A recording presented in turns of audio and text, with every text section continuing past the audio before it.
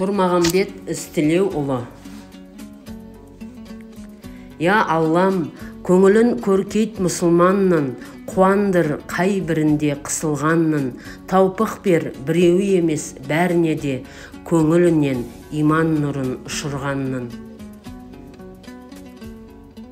Бақ қондыр басыма Алла ұшпай тұғын, етіме асыл кидір ыспай тұғын, кең қылып көңілімді іліміңе сабыр бер, сірә ішім пыспай тұғын.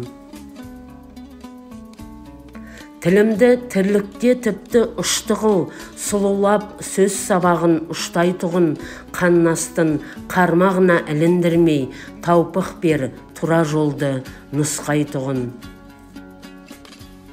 Атымды алталашқа жайылдырып, ұл қыз бер орынымды ұстай тұғын, кеңпейіл кетпей тұғын, көп дәулет бер көңілін келгендердің қоштай тұғын.